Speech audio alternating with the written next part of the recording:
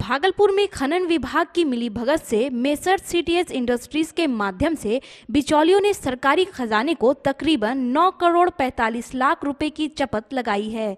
बिचौलियों की पहुंच और पकड़ भी अधिकारियों तक इतनी मजबूत थी कि ये सब होने के बावजूद सरदर साल संबंधित कंपनी के लाइसेंस का रिन्यूअल बिना किसी परेशानी के होता रहा। जानकारी के अनुसार भागलपुर में कहीं भी पत्थर वाली जमीन नहीं है।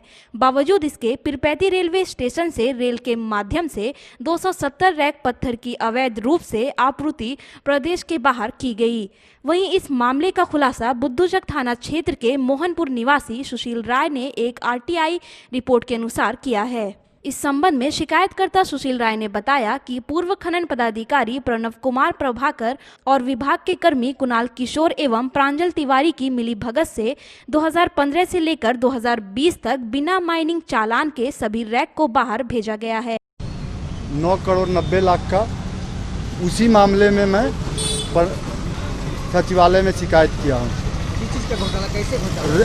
रैक लोडिंग में घोटाला हुआ है। पीरपैंती में रैक लोडिंग में, पत्थर लोडिंग में 245 रैक लोड हुआ है और उसी में चालान का घोटाला हुआ है। सरकार की खनन पूर्ति चोरी की गई है सीटीएस कंपनी के द्वारा और ऑफिस भी मिली भगत थी जिसमें प्रणव कुमार, कुणाल और तिवारी के रीजन में ही हुई है और गलत ढंग से उन्हें यल लाइसेंस दिया गया है।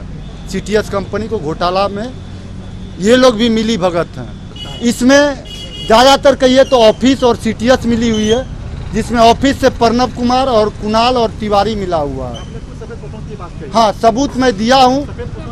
हाँ, नहीं, उन लोगों की कोई इसमें छाया नहीं है और सीटीएस कंपनी ये अपने होशियारी पैसा के बल पे ऑफिसर से मिला के की है और ऑफिसर में प्रणव कुमार जो माइनिंग ऑफिसर थे उनके रीजन में उन्हें लाइसेंस दिया जा रहा था अनलीगल ढंग से, जो कि इतना घोटाला करने के बाद भी उस कंपनी को अनलीगल ढंग से लाइसेंस दी जाती थी। भागलपुर खनन विभाग की मिलीभगत से जिले में पत्थर का ये काला कारोबार काफी फल फूल रहा था, लेकिन सुशील राय को मिले आरटीआई जवाब ने सब कुछ बदल दिया। आरटीआई रिपोर्ट में पिछले 5 साल से एक भी माइनिंग चालान नहीं होने की बात सामने आई। इसके पश्चात सुशील राय ने इसकी शिकायत विभाग के प्रधान सचिव से किया है।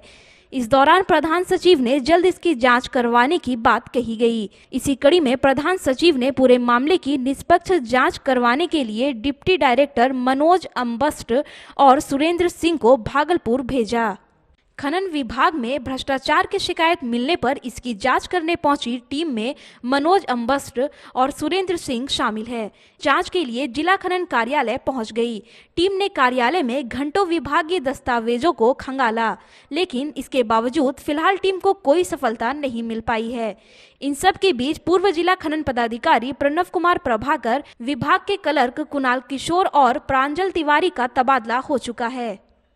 नहीं, जांच पे हमें पूरा भरोसा है कि मैडम जी जांच सही कराएगी और हमको इंसाफ मिलेगा। अम्बेस्ट साहब आए हुए हैं और मनोज सर, जो कि हमें पूरा विश्वास है कि जांच सही करेंगे और हमें इंसाफ दिलाएंगे। जब मुझे आश्वासन मिल गया तो हमें कोई इतराज नहीं है। ये होटल में जांच करे या पटना में जांच करे, मैं ये जान रहा हूँ कि हमें इंसाफ मिलेगा। जांच टीम में शामिल मनोज अम्बस्ट और सुरेंद्र सिन्हा खनन कार्यालय में घंटों विभागीय कागजातों को खंगालते हुए दिखे, जबकि इस घोटाले में संलिप्त कंपनी के कई कर्मी और बिचौलिए कार्यालय के बाहर मुस्तैद थे। लेकिन इतने बड़े घोटाले पर पत्रकार भी हर घटनाक्रम पर ध्यान केंद्रित किए हुए थे। इसी कड़ी में शिकायतकर्ता सुशील राय भी जांच टीम के समक्ष कार्यालय के अंदर दाखिल हुए। शिकायतकर्ता से साक्ष्य लेने के नाम पर उन्हें करीब 3 घंटा तक अंदर रखा गया। इसके पश्चात पत्रकारों को अंदर आने की अनुमति जांच टीम ने दे दिया, लेकिन जांच से संबंधित कुछ सवालों पर मनोज अम्बस्ट भड़क गए। उन्होंने इस खबर के बजाय अन्य खबरों पर ध्यान केंद्रित करने का नसीहत देते हुए कहा कि जांच में अभी तक कुछ खास नहीं मिला है। उन्होंने इस दौरान पत्रकारों के किसी भी सवालों का कोई सकारात्मक जवाब नहीं दिया। हालांकि इस दौरान उन्होंने जल्द जांच पूरा करने की बात जरूर कही। वो तो उनका स्टेटमेंट है, उनका साक्ष्य है, फिर मेरा कार्यालय के पेपर का साक्ष्य है। सबको मिलान करेंगे तभी ना समझेंगे कौन सही है क्या गलत है। तो प्रारंभिक जांच में क्या मिला सर? प्रारंभिक जांच शुरू हुई है, जांच बाकी है। तो क्या मिला इसमें? कुछ आप तो कहें ना, ये आपको मैं नहीं बता सकता हूँ जब तक जांच ये गोपनीय है, जब तक मुख्यालय नहीं जाएगी आपको हम कैसे बता दें, हम जब तक कंक्लूड नहीं किए। आप अनावश्यक सवाल कर रहे हैं, उस पर मैं कुछ नहीं कह सकता। नहीं, वो मेरा विषय नहीं है। उनको कोई धमकी दे रहा हूँ, उन्होंने कार्रवाई कर दी है, ठीक है। हम साक्ष्य के आधार पर जो होगा वही होगी, उसी पर कार्रवाई होगी। इसमें कोई शक है क्या? साक्ष्य आधारित होगी, सत्य पर आधारित होगी और निष्पक्ष होगी। पक्ष क्या होता है? एक शिकायत करता है और एक मेरा ऑफिस है।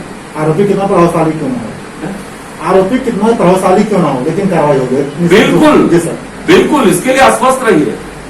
सुशील राय की माने तो वे जांच के दौरान टीम की सारी गतिविधियों से विभाग के प्रधान सचिव को अवगत करा रहे हैं। को लिपापोती कोई नहीं, मेरे पास इतना साक्ष्य है कि मेरा मामला को कोई लिपापोती नहीं कर सकता है।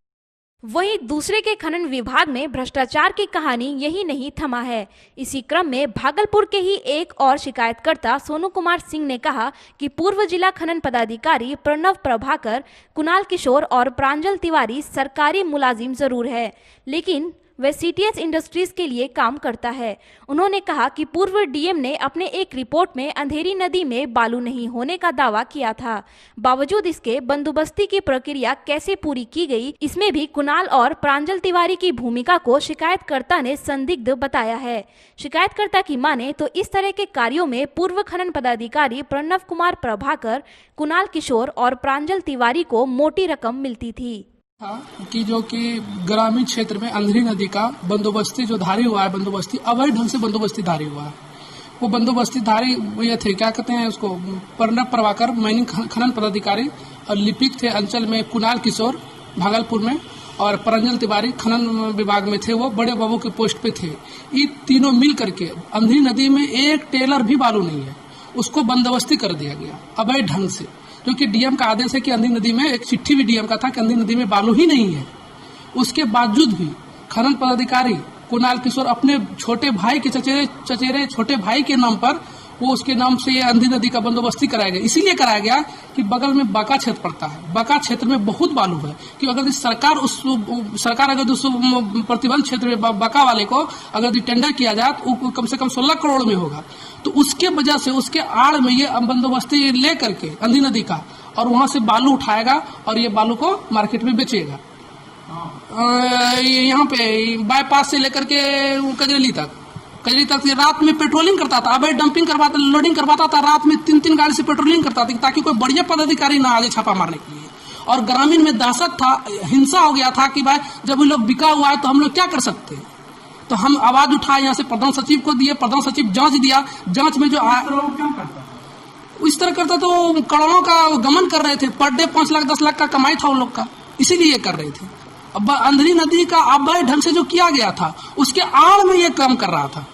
भ्रष्टाचार का उद्भेदन करने के पश्चात शिकायतकर्ता सुशील राय और सोनू सिंह ने अपनी जान का खतरा बताया है। उन्होंने कहा कि इस घटना में संलिप्त कुछ बिचौलियों के द्वारा उन्हें लगातार जान से मारने की धमकी मिल रही है। उन्होंने कहा कि वे अपने आप को फिलहाल असुरक्षित महसूस कर रहे हैं। हालांकि शिकायतकर्ता ने इस बाबत न्यायालय में कुणाल किशोर और अन्य के विरुद्ध में जान से मारने की धमकी देने का सनहा दर्ज करवा दिया है। धमकी कुणाल, प्रणव और रितेश सिंह के से धमकी मिल रही है, जो कि मैं कोर्ट में सनहा भी किया हूँ। क्या बोला गया? बोला है कि आप शिकायत उठा लीजिए, नहीं तो मार देंगे। हाँ, पैसा भी देने का ऑफर आ रहा था, लेकिन मैं बोला पैसा से नहीं, हमें इंसाफ चाहिए। हम किसी जो रिपोर्ट दिए हैं जांच में, वो जांच करवाएंगे। सब बातों को आपने जांच टीम के समक्ष रखा क्या? हाँ, जांच टीम के समक्ष सब रखा हूँ। मैं ऑफिस पटना को मैं सनहा भी फॉरवर्ड कर दिया हूँ, जो कोर्ट में सनहा दिया हूँ